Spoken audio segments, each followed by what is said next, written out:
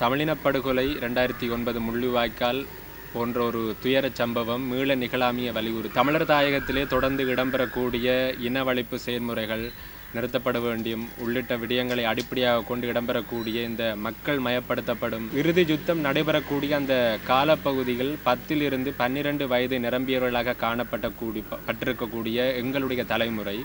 குறிப்பாக அரசியல் படுத்தி அணிதிரட்டப்படாமல் இருக்கின்ற இந்த காலப்பகுதியில் அது தொடர்பிலே எமது தலைமுறையை இலக்காக கொண்டு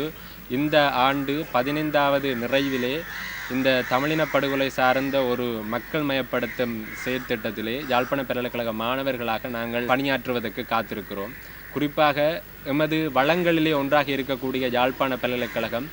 வடக்கு கிழக்கிலே இருக்கக்கூடிய 8 மாவட்டத்திலே இருக்கக்கூடிய அனைத்து மாணவர்களையும் ஒரு வளமாக இருக்கிறது, ஒரு தொடர்பாடலுக்குரிய ஒரு எளிமையான ஒரு இடமாக இருக்கக்கூடிய இந்த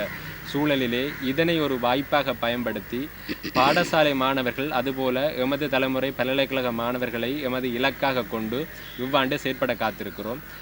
பாடசாலை மாணவர்கள் பல்கலைக்கழக மாணவர்களை தெரிவு செய்திருக்கிறோம் என்றால் அரசியல் படுத்தப்படாமல் அல்லது தமிழின படுகொலை மக்கள் மயப்படுத்தப்படுவதிலே அதிகம் விலகி இருக்கக்கூடிய தலைமுறையாக நாங்கள் இருப்பதனால் எம்மை நாமளே அரசியல் படுத்துவதற்குரிய ஒரு தளமாக இந்த மே 18 15வது ஆண்டு நிறைவு இந்த திட்டமிட்டிருக்கிறோம்.